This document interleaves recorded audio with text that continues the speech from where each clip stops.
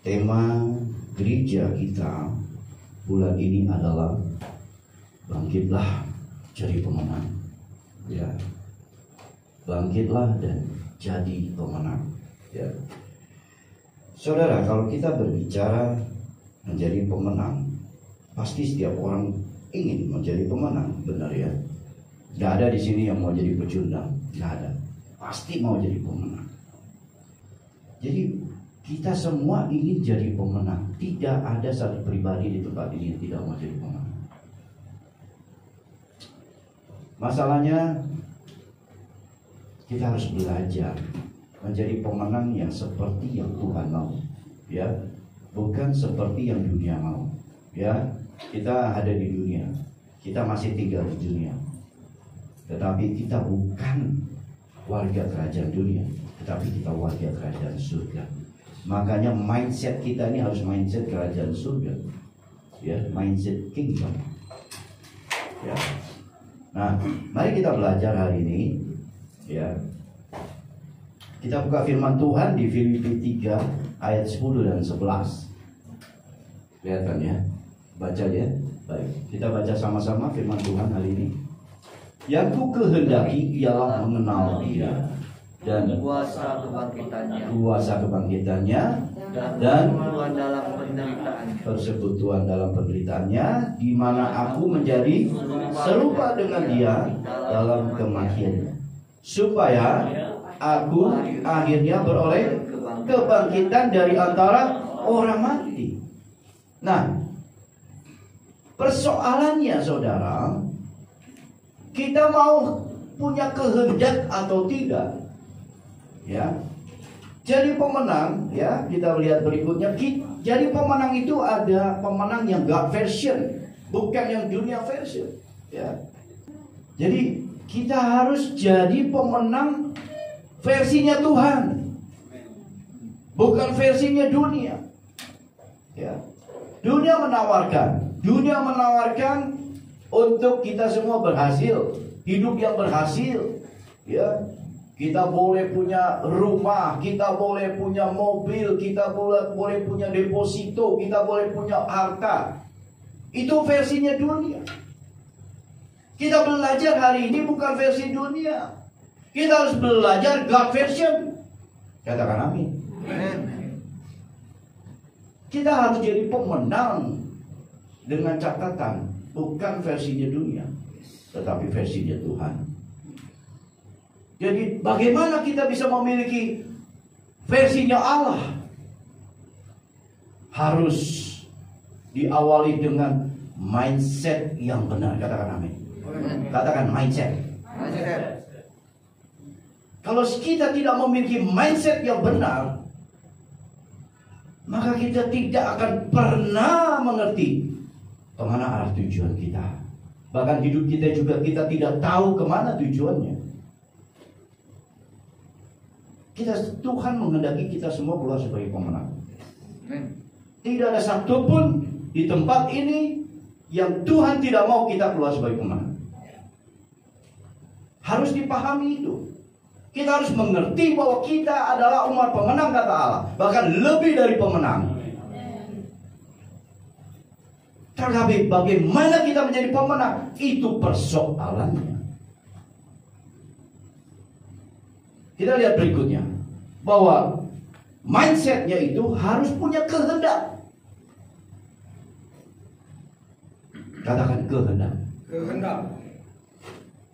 Jadi kehendak itu memiliki kehendak yang benar, yaitu kehendak yang bersifat rohani, bukan kehendak jasmani semata-mata. Manusia ini tersesat karena apa? Matanya tertuju kepada jasmani. Hari ini kita belajar. Ayo, rubah mindsetmu. Mindsetmu harus dirubah. Kalau saudara mau menjadi pemenang versinya Allah, maka kita harus punya kehendak. Kehendak yang benar. Ya. Karena pikiran yang rohani itulah yang memandang segala sesuatu dari sudut pandangnya Allah. Kalau Kalau kita memiliki pandangan jasmani, maka semua kita hidup tidak akan pernah merasa puas. Kita tidak akan pernah merasa cukup. Dan kita akan selalu merasa kurang. Tetapi kalau kita, mindset kita rubah, pikiran kita rubah, mindsetnya adalah mindset yang rohani, kita bisa bersyukur. Kita bisa mengucap syukur, saudara. Amin. Saudara, hari ini ada di tempat ini. Saudara diberi kesehatan. Kita bersyukur. Terima kasih Tuhan. Saya sehat. Banyak orang di luar sana, hartanya banyak, melimpah, tetapi hidupnya penuh dengan kesulitan, penuh dengan sakit penyakit. Kita adalah orang-orang yang bisa bersyukur di hadapan Tuhan. Kita harus bisa mengucap syukur.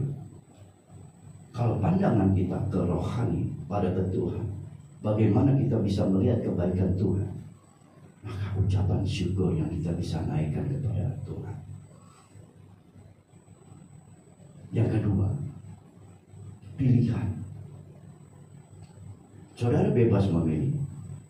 Memang kita diberikan free will untuk memilih. Hidup ini pilihan. Saudara mau bawa kemana hidup ini? Itu pilihan. Tetapi ingat, mencari dan mengenal Tuhan dengan sungguh-sungguh, itu adalah pilihan yang terbaik. Katakan amin. Saya tahun ini sudah 60 tahun. Saya bersyukur. Sepanjang perjalanan hidup saya sudah mengalami banyak hal. Tapi boleh saya boleh katakan dan saya boleh sampaikan kepada saudara semua, pilihan hidup di dalam Tuhan itu jauh lebih hebat, lebih dahsyat, lebih menguntungkan. Katakan amin. Kita harus memilih yang terbaik dalam hidup kita. Saudara bebas memilih, tetapi ingat, pilihan menentukan kemana saudara akan pergi. Hari ini kita belajar lagi bagaimana Paulus menggambarkan dirinya sebagai seorang atlet. Dia berkata bahwa aku mengarahkan diriku mengejar, mencapaikan satu tujuan, di mana tujuannya adalah berjumpa dengan Tuhan. Tujuan Paulus jelas. Aku ingin berjumpa dengan Tuhan. Tapi sebelumnya Paulus adalah seorang pendosa. Paulus adalah Saulus, hidup dengan segala persoalan yang dia menyakiti hati, menyakiti orang-orang Kristen, bahkan membunuh orang-orang Kristen. Tetapi setelah mengalami perjumpaan dengan Tuhan, hidupnya berubah, mindsetnya berubah, saudara. Dia mengambil pilihan yang benar, bahwa aku akan mencari Tuhan. Aku sungguh-sungguh lagi mencari Tuhan. Saudara, jadi mindset dalam hidup kita begitu pentingnya, agar kita tidak tersesat, saudara. Salah tujuan akibat mindset yang salah. Dan saudara, kita semua sama. Tidak ada satupun di tempat ini yang tidak punya tujuan yang sama. Saya kalau bertanya kepada Pak Devon, Pak Devon, ini mohon maaf nih Pak, kalau Bapak meninggal, dipanggil Tuhan, Bapak mau kemana? Surga mulia pasti jawabannya. Ya. Ada yang lain beda di tempat ini, coba katakan siapa yang mau beda tujuan. Kuburan, Pak. Gak ada, saya percaya. Ya, mau Pak Roni ke, mau Pak Frans ke, Pak Rian, semua. Surga mulia. Saya mau berjumpa dengan Tuhan. Saya mau di mana aku berada, Tuhan Yesus ada. Itu persoalan. Nah, jangan sampai salah pilih, saudara. Ya, jadi kita sadari bahwa Kita semua ini manusia yang sudah berdosa. Kita ini punya surat hutang. Kita punya surat hutang, yaitu apa? Kematian kekal. Karena akibat dosa kita semua mati. Karena akibat dosa kita punya surat hutang. Nah, saya bersyukur kalau Kristus itu mati dan bangkit, sehingga surat hutang kita menjadi lunas, dibayar. Amin. Kita tidak lagi punya surat hutang, karena kita sudah dibayar oleh darah Yesus. Dibayar lunas. Kalau Yesus tidak bangkit, saudara masih punya hutang, dan saya juga masih punya hutang.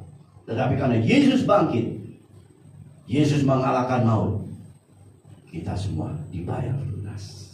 Amin. Karena kuasa kebangkitan begitu luar biasa, mengubah kematian menjadi satu kehidupan yang kekal. Janji keselamatan bisa kita terima. Saudara, apa yang harus kita lakukan setelah kita paham bahwa surat hutang, yaitu kematian, sudah dibayar lunas? Apa? Pemain musik mana? Keyboard tuh satu, temani saya di sini. Oke. Apa yang kita harus lakukan? Setelah Tuhan membayar lunas hidup kita, yang harusnya kita mati, kita beroleh kehidupan. Apa yang harus kita lakukan? Bukan dengan barang fana Kau membayar dosaku, dengan darah yang mahal, tiada noda dan celah. Bukan dengan emas perak Kau menebus diriku, dengan segenap kasih dan pengorbananmu, ku telah mati dan tinggalkan jalan hidupku yang lama. Semuanya sia-sia dan tak berarti lagi. Hidup ini ku letakkan pada mesbah-Mu ya Tuhan. Jadilah padaku seperti yang Kau ingini. Katakan, ku telah mati. Ku telah mati dan tinggalkan cara hidupku yang lama. Semuanya sia-sia dan tak berarti lagi. Hidup ini ku letakkan pada mesbah-Mu ya Tuhan. Jadilah padaku seperti yang Kau ingini. What's next? Setelah kita dibayar lunas oleh Tuhan, apa yang harus kita lakukan? Walk with God. Berjalan bersama Tuhan. Katakan amin. Siap berjalan bersama Tuhan. Pertama, sadari kita bukan orang mati lagi, tapi sudah bangkit dan hidup bagi Allah. Darah Yesus tercurah untuk menebus kita. Kita tidak punya hak lagi untuk hidup kehendak kita, tetapi kita hidup untuk Allah. Roma 6 ayat 11 mengatakan, demikian hendaknya kamu memandangnya, bahwa kamu telah mati bagi dosa, tetapi kamu hidup bagi Allah dalam Kristus Yesus. Kita semua telah mati, tetapi kita hidup saat ini bagi Yesus, bagi Tuhan. Kita persembahkan hidup kita, kita serahkan kepada hidup kita di mezbahnya Tuhan. Kita mau beri yang terbaik untuk Tuhan. Kita mau melayani Tuhan. Hidup ini singkat. Gunakan waktu yang ada untuk melayani Tuhan. Yang kedua, bangkit menuju keserupaan dengan Kristus. Apakah kita bisa serupa dengan Kristus? Saya bisa katakan dan saya bisa jawab saat ini di atas mimbar ini. Kita bisa serupa dengan Kristus. Yang mau katakan amin. Amin. Ya, 1 Yohanes 2 ayat 6. Barang siapa mengatakan bahwa ia ada di dalam Dia, ia wajib hidup sama seperti Kristus telah hidup. Firman Tuhan yang mengatakan, bukan saya. Firman Tuhan mengatakan, kalau engkau hidup di dalam Kristus, maka engkau wajib hidup sama seperti Kristus telah hidup. Jadi kita bisa serupa dengan Kristus. Masalahnya, mungkin kita merasa pernah gagal. Siapa di sini yang tidak pernah gagal dalam hidup? Angkat tangan. Ntar saya pulang, saya traktir McDonald.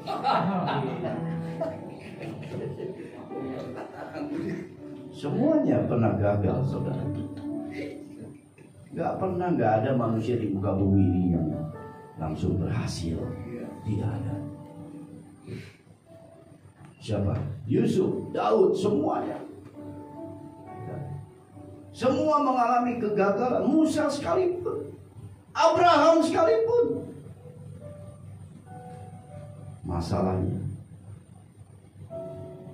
mau gak kita bangkit lagi? Saat kita gagal, mau kita bangkit kembali? 100 kali kita gagal, 101 kita bangkit. Amin.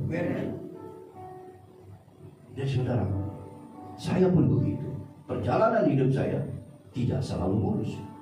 Banyak hal-hal yang saya alami, tetapi saya harus bangkit lagi. Dan saya harus bangkit lagi.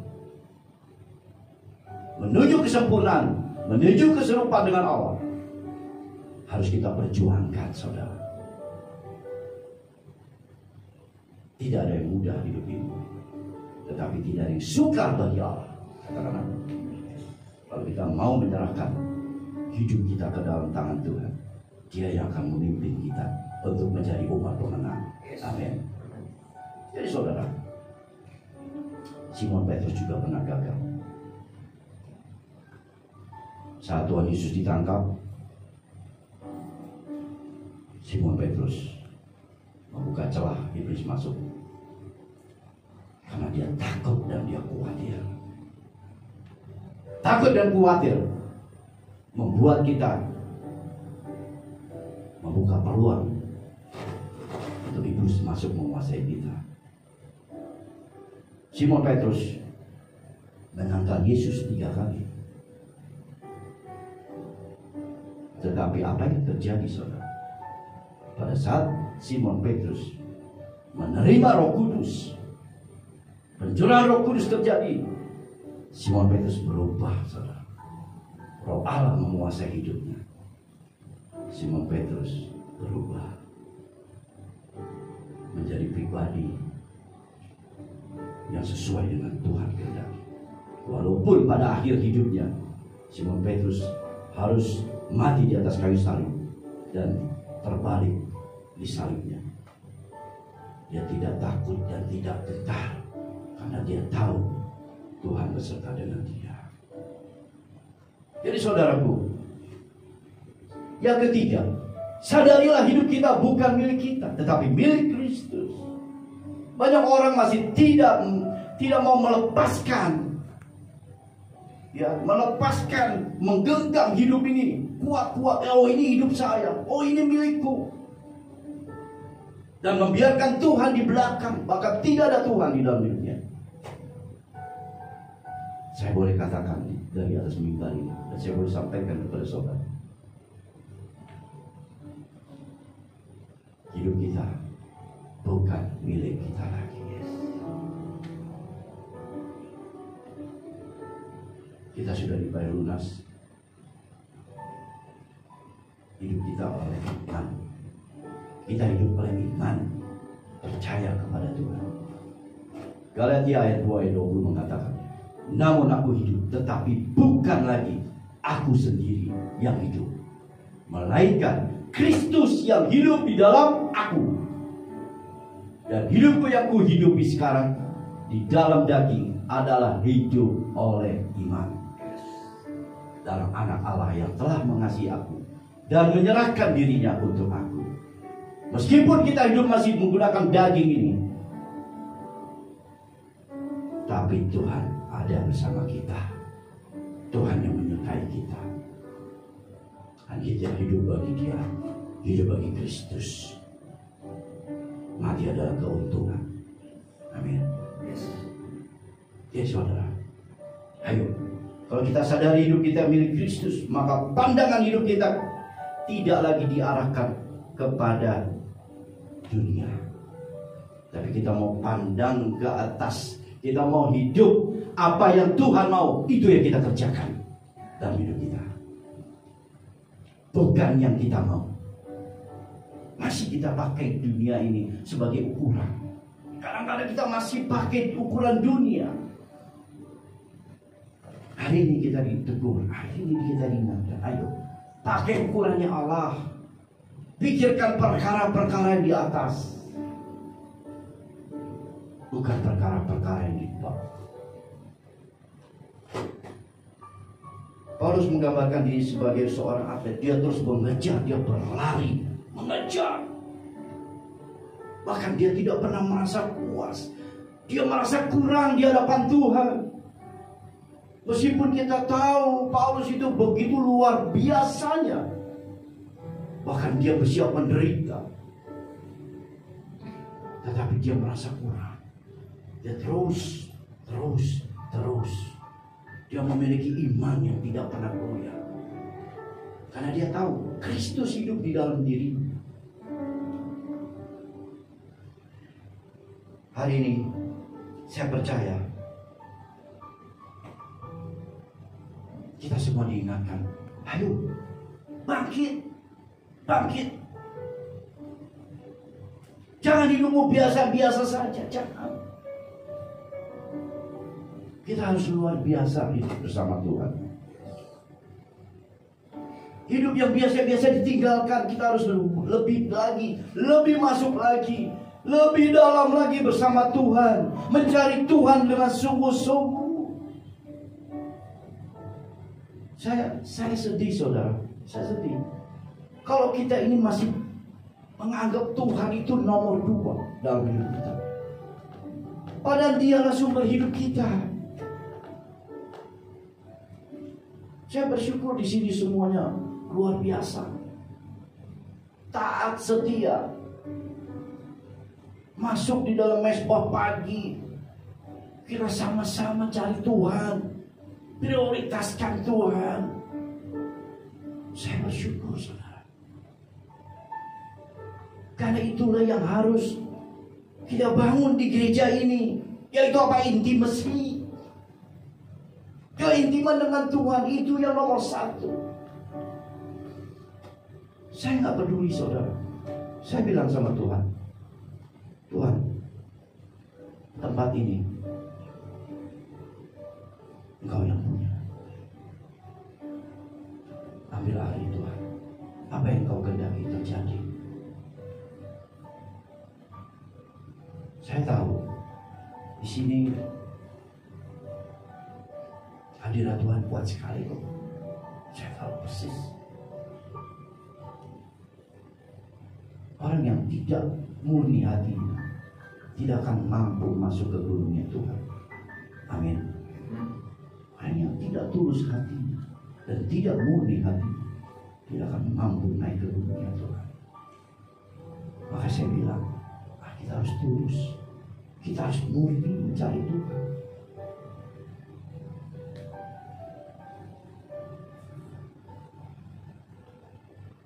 Yang keempat, saudara, jangan pernah menengok ke belakang. Kita punya masa lalu. Setiap orang punya masa lalu. Benar ya? Tapi jangan pernah menengok ke belakang. Filipi 3 ayat 8 mengatakan, malahan segala sesuatu kuanggap rugi, karena pengenalan akan Kristus Yesus Tuhanku lebih mulia daripada semuanya. Oleh karena Dialah aku telah melepaskan semuanya itu dan menganggapnya sampah supaya aku memperoleh Kristus. Saudara, masa lalu sudah masa lalu. Arahkan hidup saudara dan saya ke depan. Pandang Dia. Jangan lihat ke belakang. Tuhan tidak pernah melihat masa lalu. Dosamu merah seperti kirmisi sekalipun, Tuhan sanggup membuat kita menjadi putih. Ayo, sama-sama kita mau belajar di tempat ini. Kita mau bertumbuh bersama Tuhan. Kita mau setiap hari kita bergaul dengan Tuhan. Ya. Cari Tuhan, kejar Tuhan. Berkat akan mengikuti setiap kita. Amin. Jangan kita dibalik, saudara. Jangan dibalik. Kita berkat dulu, kita cari Tuhan belakangan. Kita harus cari Tuhan terlebih dahulu. Miliki kehendak, miliki pilihan yang benar. Maka Tuhan akan memberkati kita semua. Tidak mungkin Tuhan tidak memberkati orang-orang yang dekat dengannya. Tidak mungkin kalau kita bergaul karib dengan Tuhan, Tuhan tidak memberkati. Tidak mungkin kalau kita sungguh-sungguh cari Tuhan, Tuhan tidak memalingkan wajah kepada kita. Tuhan kita kasih, Allah kita kasih. Dia sangat mengasihi saudara. Siapapun itu, Dia mengasihi saudara. Buka hati saudara, terima Dia. Orang yang belum selamat akan dikuasai oleh masa lalu. Tetapi orang yang sudah diselamatkan akan mengucap syukur. Akan mengucap syukur bahwa hidupku bukan milikku lagi, tapi Kristus yang ada. Dan pandanganku akan taruh ke depan bersama dengan Kristus. Kita tidak tahu hari depan, kita tidak tahu hari esok apa yang akan terjadi. Tetapi Tuhan tahu, Tuhan mengerti. Kalau kita bergaul karib dengan Tuhan, Tuhan akan kasih masa depan yang kilang gemilang dan penuh pengharapan. Amin. Berdoa untuk Tuhan. Saudara, kita tidak bisa mengubah masa lalu, tetapi kita bisa mengubah arti masa lalu. Masa lalu saya adalah proses hidup saya. Saya berubah hari ini karena masa lalu saya. Saya diubahkan Tuhan karena masa lalu saya. Jadi saya tahu Saya bisa merubah arti dari masa lalu saya. Bukan saya tenggelam di dalam masa lalu saya. Saya mengucap syukur atas setiap persoalan hidup yang sudah saya lewati. Saya mengucap syukur karena melalui proses itu saya boleh ada sampai hari ini. Dan saya boleh serahkan hidup saya ke dalam tangan Tuhan. Amin. Saya percaya kita memiliki kehidupan rohani yang akan dipulihkan Tuhan. Setiap kita akan terus dipulihkan Tuhan, mengalami pemulihan dari hari ke hari, dari waktu ke waktu. Adalah bagian kita semua yang kita harus lakukan.